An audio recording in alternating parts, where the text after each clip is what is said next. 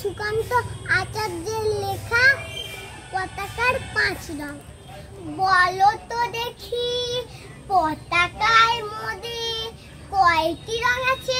শিক্ষক এসে সুদালে নিচে দ্বিতীয় শ্রেণীর কাছে।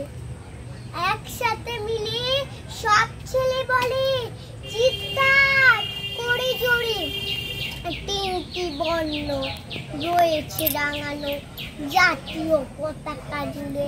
শ্রেণীর পিছনে বেঞ্চের কোণে শিশু ছিল এক বসে, পতাকার মাঝে ৫ রং আছে, বলল সে মৃদুবাসে।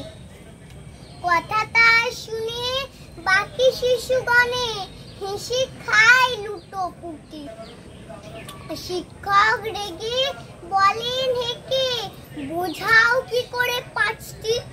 মাথা নিচু করে ভয়ার্ত স্বরে সরল শিশুটি বলে, উপরে গেরুয়া, মাঝখানে সাদা, সবুজ আছে তার তলে, আর আছে আঁকা গোলাকার চাকা, নীল রং আছে এতে।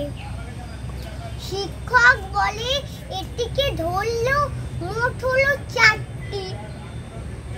অবশ শিশুটি বলল তখন, রং আছে আর এক, লাল লাল চোখ, দাগ দেখা যায় ওই পতাকার মাঝে।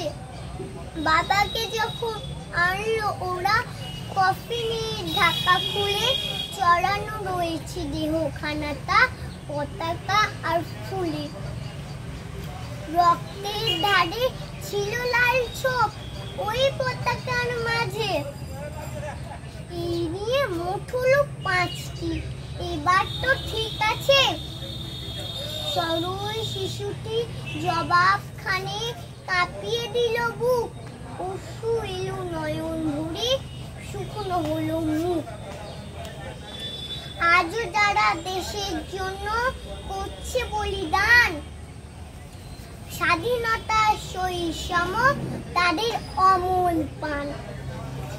হয়েছে স্বাধীন, পেরিয়ে গেছে ৭০টি বছর, দেশ বাঁচাতে যাচ্ছে যে প্রাণ, রাখছে কি তাদের খবর? নমস্কার।